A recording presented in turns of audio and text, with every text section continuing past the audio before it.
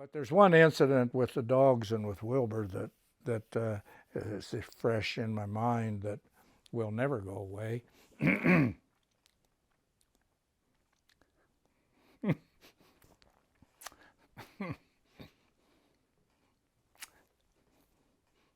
See?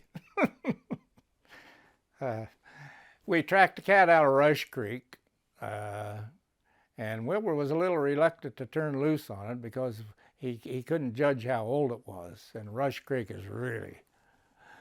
But we turned loose up there by under the tower, and it went down to the mouth of Rush Creek, crossed Big Creek, went 3/4 of the way up Horse Mountain, angled around into Cliff Creek and over, and we found one of the dogs after dark over on the ridge into Goat Creek.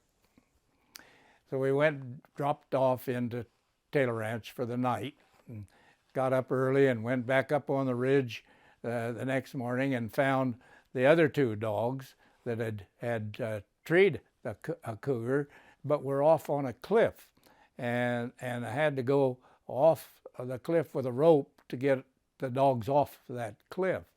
But we marked that cougar, and but Little Red was gone, his favorite, and we tracked him off into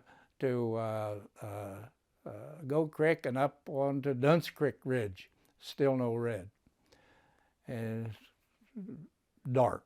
So we got back to Taylor's, and Wilbur figured he was gone. So we spent all the next day tracking that country, and didn't find his track.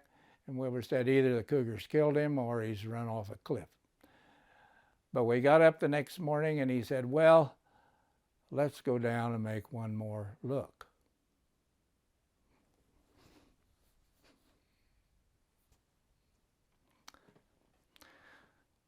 In the early years, the first year, Wilbur established a camp at the mouth of Dunce Creek, and just a sleepover camp, because we didn't have facilities at Taylor that first winter, but we did at Cabin Creek.